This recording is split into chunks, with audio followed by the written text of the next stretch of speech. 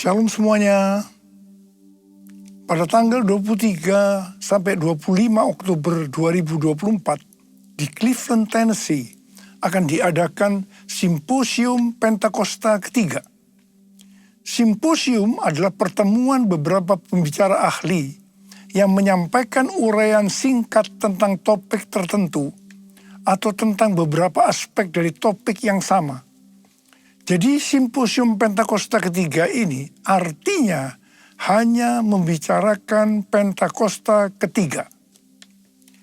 Acara ini diselenggarakan sebagai kolaborasi dari GBI Jalan Jenderal Gatot Subroto, Church of God yang diwakili Pentecostal Theological Seminary atau PTS, Lee University, dan North Cleveland Church of God, dan beberapa sinode Pentakosta lainnya. Bagi saya, hal ini merupakan suatu surprise, kejutan, mengingat selama ini banyak terjadi perdebatan mengenai Pentakosta ketiga, terutama di Indonesia. Hal ini memang sesuai dengan yang dikatakan oleh Tuhan Yesus dalam Yohanes 4 ayat 44, bahwa seorang nabi tidak dihormati di kampung halamannya sendiri. Wow. Mike Baker, Presiden Pentecostal Theological Seminary, bersaksi bahwa ketika pertama kali mendengar tentang Pentakosta ketiga, dia berkata, apaan tuh? Tapi tidak lama kemudian, Tuhan mentransformasi pikiran dan hatinya, sehingga Mike Baker lah yang Tuhan pakai untuk menyelenggarakan Simposium Pentakosta ketiga. Saya sempat ditegur Tuhan, karena Mike Baker lebih berapi-api dibanding saya. Padahal saya yang Tuhan tunjuk sebagai messenger Pentakosta ketiga. Justru Simposium Pentakosta ketiga Tuhan tunjuk di Amerika. Sesuai dengan yang dinubuatkan oleh Cindy Jacob pada acara Empower 21 Asia tahun 2018 di SICC. Dia bernubuat bahwa gerakan Pentakosta ketiga ini dari timur ke barat dan akan kembali ke Yerusalem. Barat yang dimaksudkan adalah Amerika. Dari Amerika lah gerakan Pentakosta ketiga akan menyebar ke seluruh dunia. Jadi sekarang yang ada di Amerika tentang Pentakosta ketiga, selain dari Simposium Pentakosta ketiga adalah The Niko Nyoto Raharjo Chair for the Restoration of the Tabernacle of David yang didirikan oleh Pentecostal Theological Seminary. Ini merupakan cikal bakal Pentakosta ketiga. Dan yang kedua, plakat ketiga tentang Pentakosta ketiga yang terdapat di lobi asrama Niko Nyoto Raharjo Hall, Oral Roberts University di Tulsa, Oklahoma. Dan yang ketiga, Third Pentecost Azusa Street Prayer Tower di Los Angeles. Yang keempat, The Third Pentecost Channel di Spirit Network dari Pentecostal Theological Seminary. Dan yang kelima, sedang dikerjakan Niko Nyoto Raharjo Prayer Center di Gedung Pusat Church of God di Cleveland, Tennessee. Ini adalah menara doa pusat untuk Church of God. Church of God berusia 138 tahun dan berada di 194 negara dengan jumlah jemaat sekitar 8,3 juta orang. Ruangan yang dipakai adalah tempat yang biasa dipakai bersidang oleh Executive Council, yaitu Executive Committee dan Council of 18. Ini tempat yang bisa dikatakan eksklusif, tetapi sekarang dipersembahkan untuk menara doa. Pada waktu sidang Executive Council tanggal 18 September 2024 yang lalu, dalam rekaman saya diminta untuk berkata bahwa hari ini adalah hari yang berbahagia dan bersejarah. Karena hari ini ruang Executive Council dipakai untuk terakhir kalinya. Sebab selanjutnya akan dibuat Niko Nyoto Raharjo Prayer Center. Hari-hari ini Pentakosta ketiga sedang dicurahkan untuk menyelesaikan amanat agung. Api Pentakosta menyala, api Pentakosta menyala, api, api, api, api, api, api Pentakosta ketiga, api Pentakosta ketiga, api Pentakosta ketiga. Awal tahun 2009, Tuhan berbicara sangat serius kepada saya. Aku datang segera. Aku datang segera. Dengan gemetar saya bertanya, apa yang akan Tuhan kerjakan? Dan apa yang harus saya lakukan? Baru pertengahan tahun 2009, Tuhan menjawab, aku akan mencurahkan rohku. Pada saat roh kudus dicurahkan, akan terjadi seperti yang tertulis dalam Yoel 2, ayat 28 sampai dengan 32. Akan ada 3 tanda yang terjadi. Tanda pertama sesuai dengan Yoel 2 ayat 28 dan 29. Maka anak-anak, pemuda, orang tua akan dipakai Tuhan secara luar biasa. Haleluya. Tanda yang kedua, sesuai dengan Yoel 2 ayat 30. Maka mujizat akan terjadi luar biasa. Tapi tanda yang ketiga, sesuai dengan Yoel 2 ayat 31, akan terjadi goncangan yang luar biasa. Dengan adanya 3 tanda ini, maka Yoel 2 ayat 32 akan digenapi. Yaitu akan banyak orang yang berseru pada nama Tuhan. Dan mereka yang berseru akan diselamatkan. Akan terjadi penuaian jiwa besar-besaran. Jadi sebelum kedatangan Tuhan Yesus yang kedua kalinya, akan ada pencurahan Roh Kudus yang dahsyat. Ini akan mengakibatkan penuaian jiwa besar-besaran. Selama hampir 10 tahun, setiap kali saya berkhotbah, selalu saya memperkatakan akan terjadi goncangan yang dahsyat. Siapa yang mengira yang dimaksudkan dengan goncangan di sini adalah COVID-19? Pada acara Empower 21 Asia di SICC tahun 2013, Tuhan memberi nama pencurahan Roh Kudus yang terjadi sekarang ini sebagai Pentakosta ketiga. Definisi Pentakosta ketiga ada 5. Yaitu yang pertama, Pentakosta ketiga adalah pencurahan Roh Kudus yang dahsyat di zaman ini, melebihi yang terjadi di Azusa Street. Yang kedua, Pentakosta ketiga akan mengakibatkan penuaian jiwa yang terbesar dan yang terakhir sebelum Tuhan Yesus datang kembali. Dan yang ketiga, Pentakosta ketiga akan membangkitkan generasi Yeremia, yaitu anak-anak muda yang dipenuhi Roh Kudus, cinta mati-matian kepada Tuhan Yesus, tidak kompromi terhadap dosa, dan akan bergerak untuk memenangkan jiwa. Dan yang keempat, Pentakosta ketiga lahir di Indonesia dan bergerak ke bangsa-bangsa. Gerakan ini dari timur ke barat dan kembali ke Yerusalem. Dan yang kelima, Pentakosta ketiga akan memberikan kuasa untuk menyelesaikan amanat agung. Dan setelah itu Tuhan Yesus datang kembali. Definisi Pentakosta ketiga ini bukan saya yang mendapatkan. Tetapi saya hanya menyusun atau menyimpulkan pasal-pasal nubuatan atau penglihatan dari hamba-hamba Tuhan menjadi satu kesatuan yang namanya Pentakosta ketiga.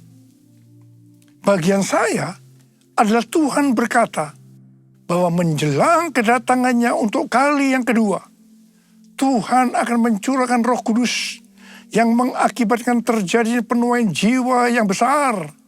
Nama pencurahan Roh Kudus itu adalah Pentakosta ketiga. Definisi pertama dan kedua dari Pentakosta ketiga, ini nubuatan dari William Seymour, hamba Tuhan yang dipakai dalam Azusa Street Revival. Definisi ketiga, ini penglihatan dari Pastor Russell Evans dari Planet Shakers, Melbourne. Definisi keempat adalah nubuatan dari Cindy Jacob. Dan definisi kelima dari Dr. Tim Hale yang saat itu menjabat sebagai General Overseers atau Ketua Umum Church of God. Pencurahan Roh Kudus yang dahsyat yang terjadi hari-hari ini, namanya adalah Pentakosta ketiga. Pentakosta pertama terjadi di kamar loteng Yerusalem sekitar 2000 tahun yang lalu. Pentakosta kedua adalah pencurahan Roh Kudus yang terjadi di Azusa Street Revival. Apakah Pentakosta ketiga merupakan istilah yang valid? Jawabannya ya, valid. Sebab sebelum muncul istilah Pentakosta ketiga, istilah Pentakosta pertama dan Pentakosta kedua telah disebutkan oleh para tokoh kegerakan Pentakosta. Dengan demikian, penyebutan istilah Pentakosta ketiga dapat dikatakan sudah ada pola yang mendahulunya.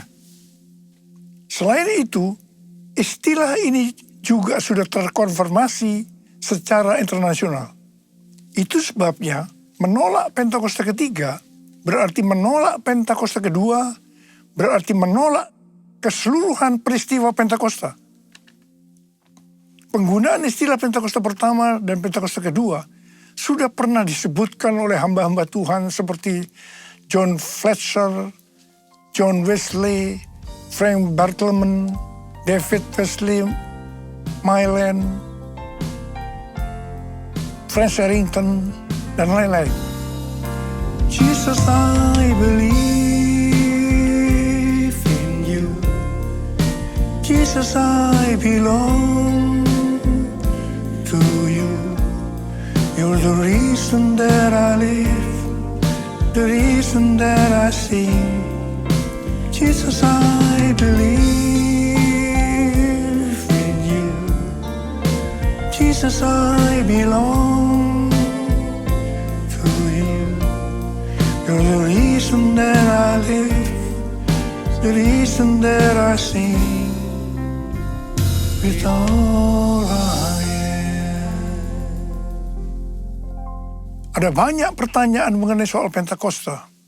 Kalau ada Pentakosta pertama, kedua, dan ketiga, apa ada yang keempat, kelima, dan seterusnya? Ini jawabannya. Yang pertama, ada nubuatan William Seymour di tahun 1910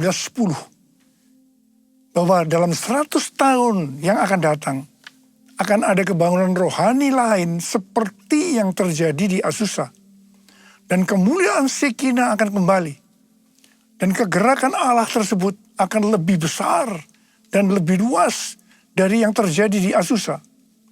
Tidak hanya terjadi di satu tempat atau kepada beberapa orang saja, melainkan akan menjangkau seluruh dunia.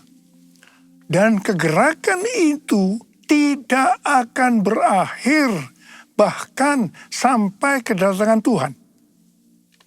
Berdasarkan nubuatan ini, saya percaya bahwa Pentakosta ketiga adalah pencurahan Roh Kudus yang terakhir sebelum kedatangannya. Jadi tidak ada Pentakosta keempat, kelima, dan seterusnya. Yang kedua, Alkitab mengajarkan Tuhan Yesus akan datang segera, sewaktu-waktu, sehingga setiap generasi dalam kurun waktu kedatangan Tuhan Yesus yang pertama sampai dengan kedatangan Tuhan Yesus yang kedua memiliki hak untuk percaya bahwa mereka hidup di hari-hari terakhir. Artinya, mereka adalah generasi terakhir. Sebagai contoh, seperti yang dikatakan oleh Rasul Paulus dalam 1 Tesalonika 4 ayat 17, yang berkata, sesudah itu, kita yang hidup, yang masih tinggal, akan diangkat bersama-sama dengan mereka dalam awan, menyongsong Tuhan di angkasa. Demikianlah kita akan selama-lamanya bersama-sama dengan Tuhan Yesus. Pertanyaannya, apakah kita sepakat dan juga percaya Tuhan Yesus datang segera? Jika kita percaya Tuhan Yesus datang segera, berarti kita percaya bahwa ini adalah penuaian jiwa yang terbesar dan yang terakhir sebelum Tuhan Yesus datang kembali. Ini juga berarti kita percaya pencurahan Roh Kudus Pentakosta ketiga adalah yang terakhir. Tidak ada Pentakosta keempat, kelima, dan seterusnya. Banyak peristiwa pencurahan Roh Kudus yang terjadi sepanjang sejarah gereja. Namun tidak semuanya dapat disebutkan sebagai peristiwa Pentakosta, seperti yang terjadi di kamar loteng Yerusalem yang disebutkan sebagai Pentakosta pertama. Ada 3 kualifikasi pencurahan Roh Kudus yang dahsyat seperti Pentakosta pertama, yaitu yang pertama, masif, ekspansif, dan multi etnis. Yang kedua, penekanan terhadap glosolalia atau bahasa roh dan manifestasi kuasa Roh Kudus. Dan yang ketiga, memiliki korelasi langsung kepada penyelesaian amanat agung. Jika satu peristiwa pencurahan Roh Kudus kurang memenuhi salah satu kualifikasi saja, maka tidak dapat disebutkan sebagai peristiwa yang memiliki kualifikasi sebagaimana Pentakosta pertama, betapapun dahsyatnya. Artinya, satu peristiwa pencurahan Roh Kudus disebutkan sebagai Pentakosta kalau memiliki 3 kualifikasi pencurahan Roh Kudus seperti Pentakosta pertama. Ku buka hati untuk Roh-Mu Tuhan, ku buka hati menyembah-Mu Yesus. Jamahlah kami, penuhi kami dengan kuasa Allah Maha Tinggi. Dengan kuasa Allah Maha Tinggi.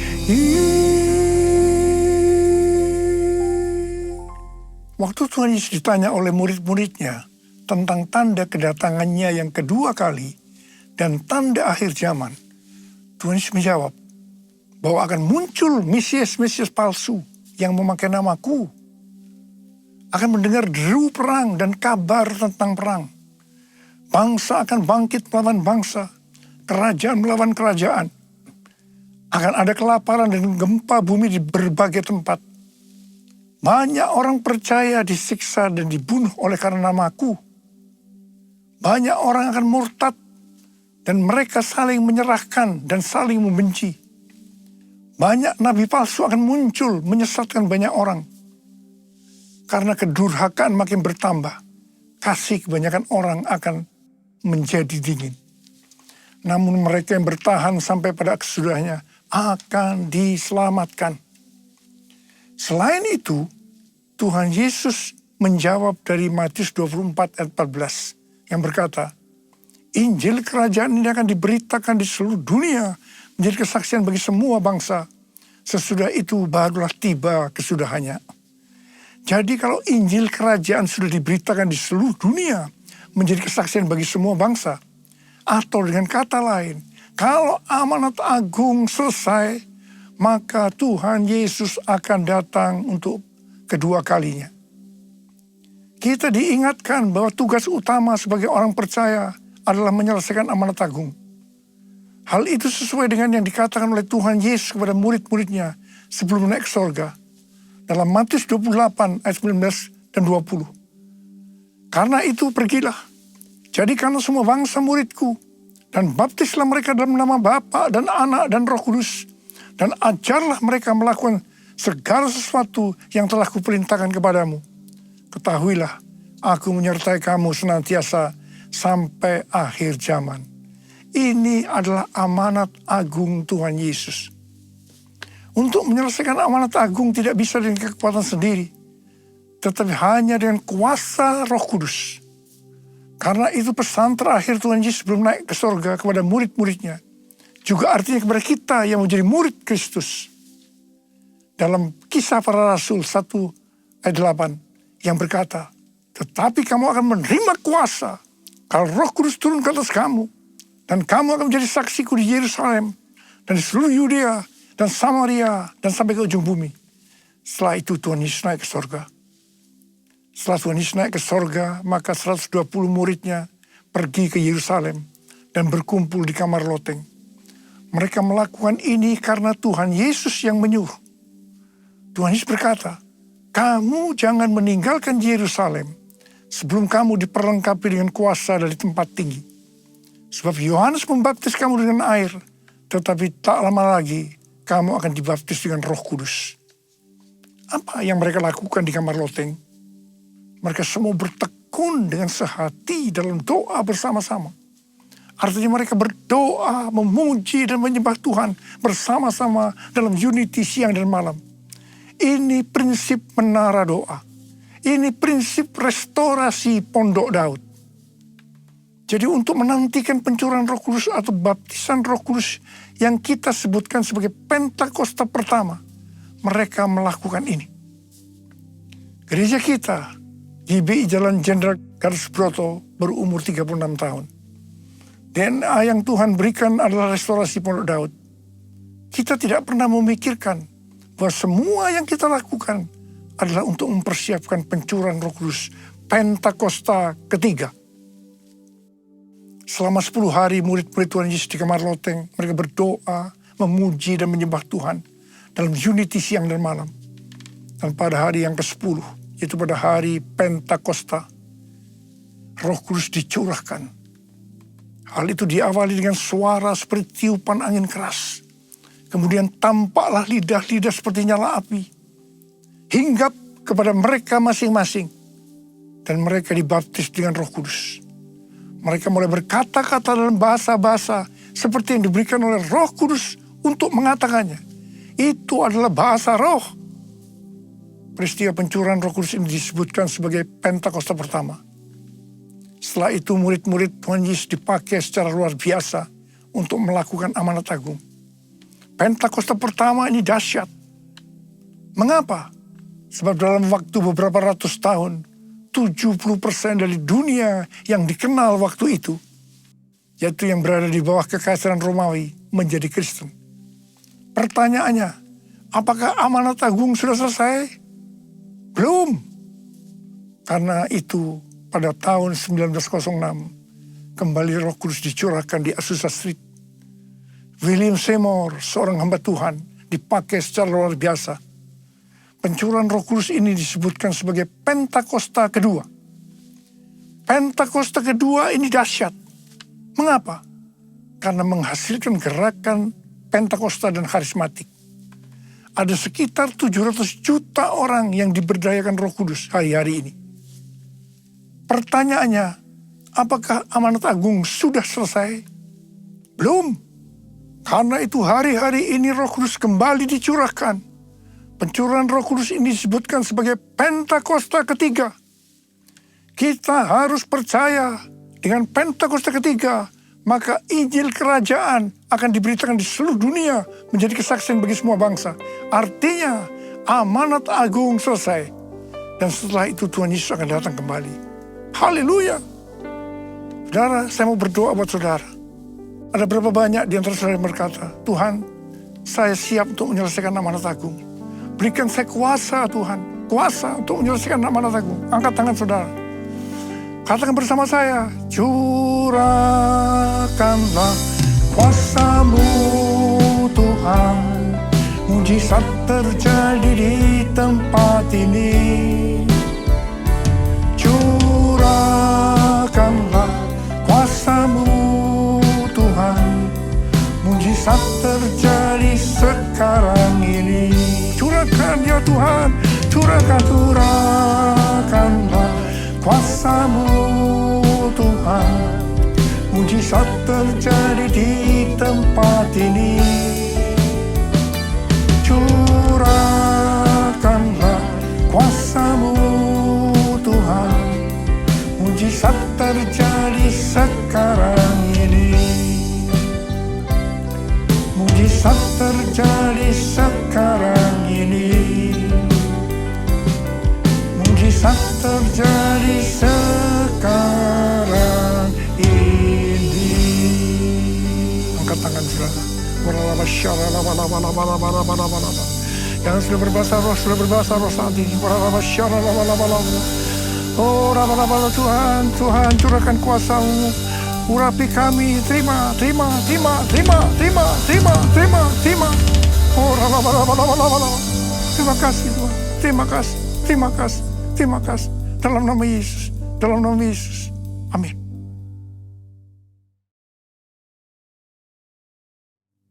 Kita akan masuk dalam perjamuan kudus. kita akan mengingat ayat ini. Sebab setiap kali kamu makan roti ini dan minum cawan ini, kamu memberitakan kematian Tuhan sampai Ia datang. Perjamuan kudus adalah perjamuan Tuhan Yesus sendiri.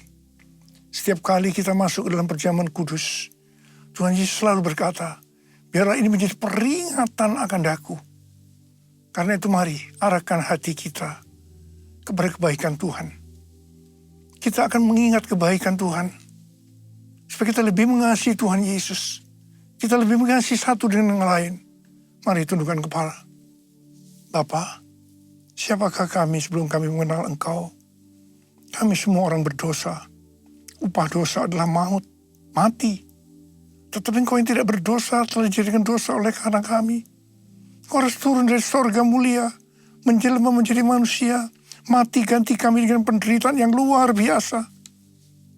Sungguh Tuhan luar biasa kasih-Mu pada kami. Engkau jadikan kami sebagai anak-anak-Mu. Engkau bela, Engkau tuntun, Engkau berkati, Engkau ajar kami. Kalau kami salah, itu Engkau ya Aba. Itu Engkau ya Aba. Saudara, Tuhan Yesus akan memberkati kita melalui perjamuan kudus ini. Tapi Tuhan mau kita makan dan minum dengan cara yang benar. Karena itu masing-masing sekarang introspeksi. Lihat keadaan dirimu masing-masing. Jangan menyimpan dosa. Kalau ada dosa yang Tuhan ingatkan, langsung minta ampun. Langsung minta ampun. Ampuni saya Tuhan, ampuni, ampuni. Kau melihat anak-anak-Mu ya Tuhan sedang menyelesaikan segala sesuatu dengan Tuhan. Ampuni kami ya Tuhan. Layakkan kami untuk masuk dalam perjamuan kudus. Bapa terima kasih. Kami akan masuk dalam perjamuan kudus dengan hati yang penuh ucapan syukur. Dalam nama Yesus. Amin. Sekarang, mari. Angkat roti di tangan kanan kita tinggi-tinggi. Sebab apa yang telah kuteruskan kepadamu telah aku terima dari Tuhan. Yaitu bahwa Tuhan Yesus pada malam waktu Ia diserahkan mengambil roti. Dan sesudah itu Ia mengucap syukur atasnya. Ia memecah-mecahkannya dan berkata, inilah tubuhku yang diserahkan bagi kamu. Perbuatlah ini menjadi peringatan akan aku.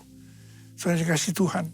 Bukankah roti yang kita pecah-pecahkan ini adalah persekutuan kita dengan tubuh Kristus? Mari kita makan dalam nama Yesus.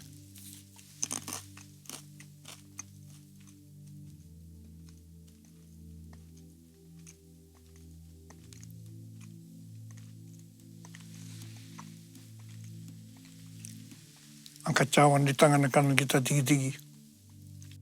Demikian juga yang mengambil cawan sudah makan lalu berkata, cawan ini adalah perjanjian baru yang dimeteraikan oleh darahku. Perbuatlah ini setiap kali kamu meminumnya menjadi peringatan akan aku. Sudah kasih Tuhan, bukankah cawan pengucapan syukur. Yang atasnya kita ucapkan syukur adalah persekutuan kita dengan darah Yesus. Mari kita minum dalam nama Yesus.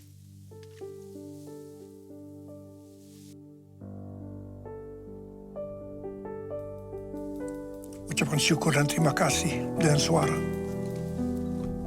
Tuhan terima kasih ya Tuhan. Terima kasih ya Tuhan.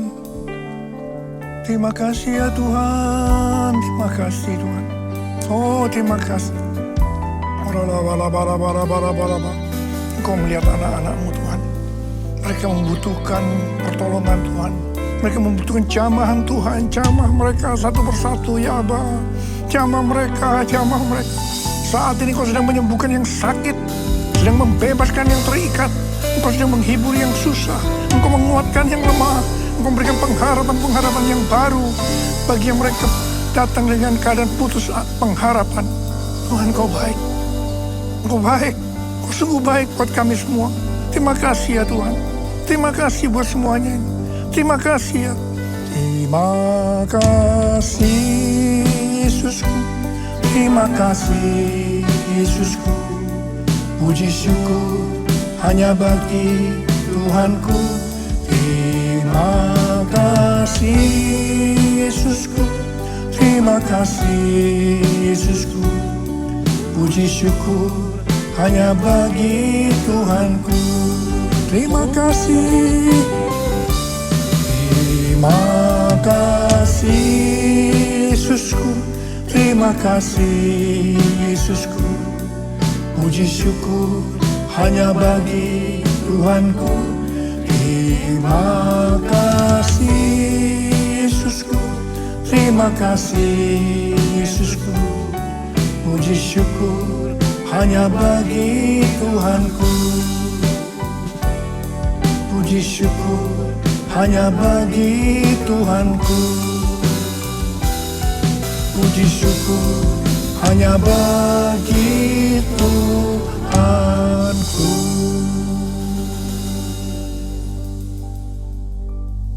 Mari angkat tangan kita di hadapan Tuhan. Terimalah berkat Tuhan. Kasih karunia berlimpah-limpah daripada Allah Bapa dalam Anak yang tunggal Yesus Kristus.